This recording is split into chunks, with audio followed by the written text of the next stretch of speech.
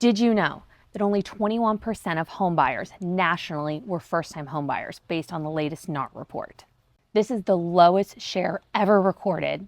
What we're finding is that affordability and upfront cost are what's making it hard to enter the market. And that is why today I want to break down FHA loans. What is an FHA loan? Who is it for? And is it a good option for you? First things first, an FHA loan is not only for first-time homebuyers. What does FHA stand for? Federal Housing Administration. While that is a federal government entity, these loans are not issued by a government entity, they're just insured by FHA. The reason that FHA mortgage came into place was to making home buying more affordable. In the very beginning of this, it did focus on first-time home buyers. However, what we've seen since the inception of FHA loans is that it is a great tool for people that are looking to rebuild their credit back or just haven't been able to save as much because of life. So we're finding that this loan product is really great for our move-up buyers, as well as buyers that are downsizing that maybe just don't fit into the mold of conventional financing. Now, let's talk money, because this is where people usually get confused. FHA's minimum investment, which we call a down payment in our world, is 3.5% of the purchase price. That means if you're buying a $250,000 house, the money that you will have to put down, meaning your investment into the transaction, is $8,750.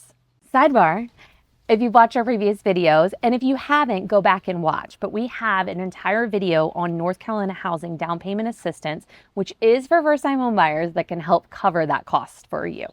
Additionally, I wanted to make sure everyone knew that you can use gift funds for your down payment. You can use 401k or any other retirement assets. You can use your, liquid assets. There are many different options. Additionally, since we just talked about how only 21% of buyers right now are first-time home buyers. So we're going to talk about that other 79% of home buyers, right? And those are the ones that currently own their home and that are going to be selling it to buy the next one. The money that you are receiving from selling your home, which we call our proceeds, go directly towards that down payment and any other costs associated. If you're one of those people that's in a really great equity position, the FHA may actually be a better tool to utilize because there's less money down. And therefore, you can take the other money that you get and allocate it towards credit card debt, unsecured loans, maybe even paying off an auto loan. What we're seeing is that the rates in mortgage right now is significantly less than consumer credit debt. So we've had a lot of clients that have come to us. They're middle America, they're working paycheck to paycheck, and they've incurred some credit card debt, and they're sitting around a 660 credit score. And what we're finding is that FHA is a fantastic option. They're going to sell the house, take the money that they've made. They're going to put 3.5% down, or maybe more if that's what suits their needs. They're then going to take the rest of that money and free up all that other unsecured debt that they're paying on monthly. And then what they're finding is that it's going to reset that credit, because what we're going to see is the credit score is going to go up because your credit card utilization and unsecured debt is going to go down. This leads right into credit score. What is the credit score requirements for FHA? The quick answer is typically 580 if you have an auto approval.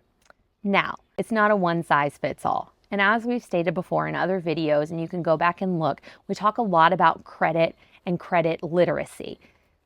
A lot of the times you have the ability to raise your credit score very quickly without realizing it. So when we pull your credit, say that you have a 560, but I can see how I can get you to a 640 like that, we're going to show you how to do that, because your credit score is going to then affect your conditions and the rate you get.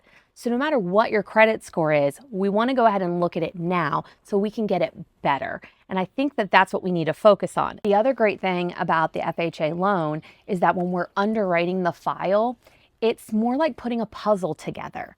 It's not as simple as checking the different boxes.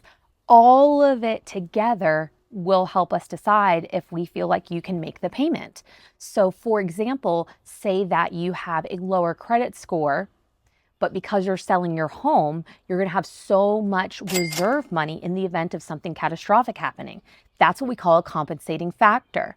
That's just one example of how we can take multiple pieces of the puzzle, put them together and show the underwriting team that while we may lack in one area, we're solid in others. What can you buy with an FHA loan? The number one rule is it must be owner occupied. That means that you are going to occupy the property within 60 days and you intend to live there for the foreseeable future. But we have determined you're going to be living in the property. Now we look at what kind of properties can you buy. So what you can buy is single family residence. You can buy manufactured homes. You can buy 1 to 4 units buildings. For example, you could have a quadplex or a townhouse situation where there's 2 and you own both units. You can buy that with an FHA loan. And lastly, we've been seeing that condos have been coming up. Some condos do qualify for FHA financing. To dig a little bit deeper, depending on the individual complex, before we can let you know for sure, but it is an option out there. What is not allowed? It's pretty simple. Vacation homes and pure investment properties. I'd like to dive into a couple common FHA questions I get. Yes. Yes, if the 2 properties are greater than 100 miles apart. Caveat. If you're a move-up buyer, meaning that when you bought your first home with FHA, it was just you and your new spouse, and now you have 2 babies on the way, that is an example of where the mile rule is waived. You're moving up because of the needs of your family have changed. Also, if the needs of your family have changed and you're downsizing, would be another example of getting an FHA loan in the same town. You do not have to sell the first house as long as you have a situation in your family that has warranted you either getting a larger home or a smaller home. Yes. Absolutely.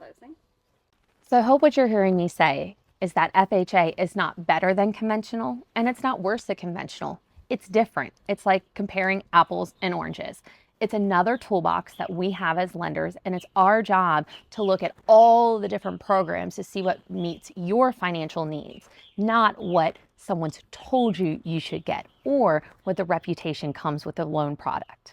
I'm Nikki Rogers with Team Nikki Rogers here in Eastern North Carolina, located locally in New Bern, North Carolina.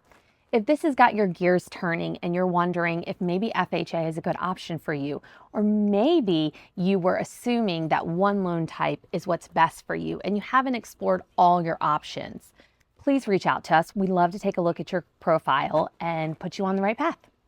We're always available. You can reach us on our team line at 252-559-9373. We're also on Facebook, Instagram, TikTok, YouTube. Just let us know.